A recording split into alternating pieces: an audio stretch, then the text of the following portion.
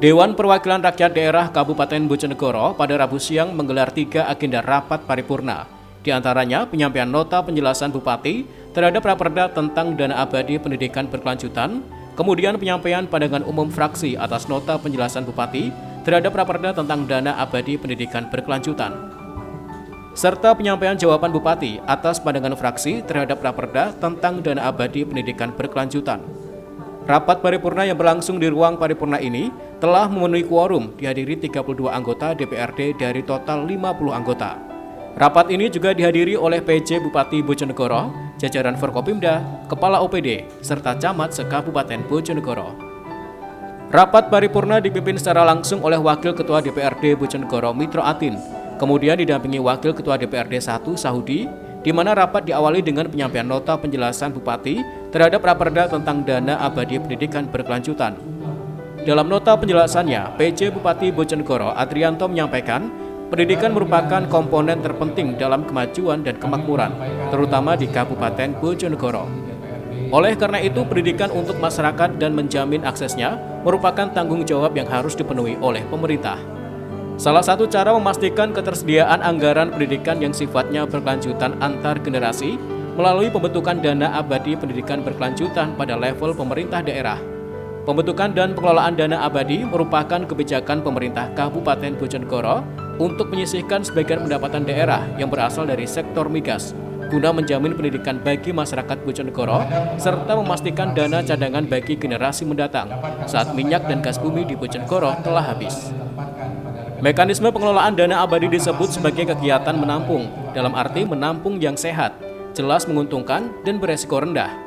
Sejatinya dana abadi adalah pengorbanan generasi saat ini untuk generasi masa depan. Maka dari itu dibutuhkan kesadaran moral bahwa migas merupakan anugerah Tuhan dan ada hak anak cucu yang tidak boleh diambil sepenuhnya. PJ Bupati Bojonegoro Adrianto menambahkan, dana abadi tidak ditempatkan dalam bentuk investasi langsung, tidak sebagai penambahan modal maupun tidak dalam bentuk pinjaman, melainkan dana abadi akan ditempatkan pada rekening terpisah yang pengelolaannya selama 5 tahun pertama berada di bawah BUD, sehingga tidak diperlukan biaya operasional tambahan. Rencana penempatan anggaran dana abadi sebesar 3 triliun yang dialokasikan dalam kurun waktu 5 tahun yang korporat dengan mempertimbangkan kondisi fiskal Kabupaten Bojonegoro. Adapun sumber dana abadi berasal dari sebagian pendapatan transfer berasal dari DBH Migas, pendapatan investasi, dan sumber lain yang sangat sah. Dan tadi ada masukan dari para fraksi agar dilakukan terutama uji publik dulu ke masyarakat. Tentunya Pemda siap dukung dan kita akan atur jadwalnya untuk dilakukan uji publik lagi ke masyarakat terkait dengan isi dari Raperda ini. Kira gitu. Untuk anggaran yang disediakan dana abadi sekitar berapa? Kalau di anggaran di Raperda sekitar 3 triliun. 3 triliun. Jadi untuk proses selama 5 tahun. Gitu. Untuk nantinya mekanisme anggaran sendiri diserapkan di mana Pak? Ditempatkan nanti? Rencananya untuk tahun-tahun pertama, 5 tahun pertama itu masih dikelola oleh BUD, Bendahara Umum Daerah. Itu yang kita atur dalam Raperda. Supaya tidak menimbulkan kos baru, tidak ada menimbulkan biaya baru, biar dulu dikelola oleh Bendahara Umum Daerah. Setelah 5 tahun, setelah kita bisa berjalan, baru nanti kita bangun belutnya, Badan Layanan Usaha Daerah. Gitu. Terkait tadi ada pandangan fraksi yang menyatakan bahwa dana abadi daerah itu tidak hanya difokuskan untuk pendidikan, ada juga nanti usulan kesehatan dan sektor lainnya. Nantinya apakah dana abadi tersebut memang betul untuk abadi atau nanti sesuai dengan pernyataan dari fraksi digunakan untuk anggaran dana abadi lainnya? Ya, kalau secara ketentuan satu dana abadi itu digunakan untuk satu sektor. Jadi dana abadi untuk pendidikan satu dana abadi. Kalau ada perlu kesehatan, dana abadi untuk kesehatan. Jadi secara ketentuan, secara umum penggunaan dana abadi hanya untuk satu jenis sektor. Sementara itu, dalam pandangan umum fraksi keseluruhan sangat mendukung pengelolaan dana abadi pendidikan berkelanjutan. Namun demikian, masih ada beberapa catatan dan masukan yang harus dipertimbangkan, di mana sebagian fraksi berpandangan agar dana abadi tidak hanya untuk sektor pendidikan, melainkan juga untuk sektor kesehatan, kebudayaan, dan memajukan sektor ekonomi dan pembangunan.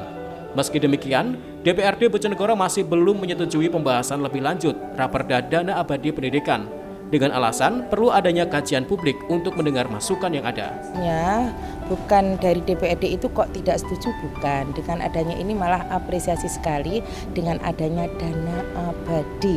Tetapi yang kita harus tahu bahwa setelah migas ini habis, yang butuh bukan hanya pendidikan, tetapi juga kesehatan dan lain sebagainya. Yang pertama,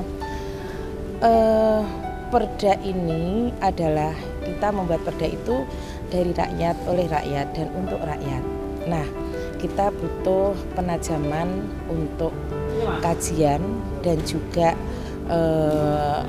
uji publik, sehingga nanti betul-betul peruntukannya nanti sesuai sasaran. Karena satu, namanya dana abadi ini adalah investasi kita ke depan kalau sumber daya alam kita habis, tapi semoga tidak habis. Nah, jadi kami dari DPRD dengan adanya ini sangat apresiasi sekali. Tetapi sekali lagi, yang namanya perda itu dari rakyat, oleh rakyat, dan untuk rakyat. Kita perlu penajaman untuk public hearing, dan publik itu bukan hanya sekali, karena misalnya dalam hal pendidikan ini kita ada pendidikan dasar, menengah, dan tinggi.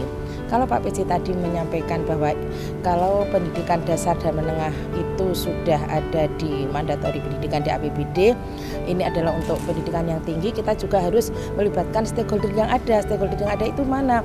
Jadi seluruh lapisan pendidikan umum, juga pendidikan agama. Itu yang pertama. Yang kedua, saat ini UHC kita untuk kesehatan itu 96 M.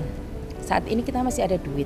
Tetapi kalau kita sudah tidak ada duit, bagaimana lagi kita bisa mensubsidi BPJS warga masyarakat? Nah, itu harapannya bukan hanya untuk pendidikan, tetapi untuk juga seperti kesehatan dan kesejahteraan lainnya. Jody Aldian, CTV, Bojonegoro.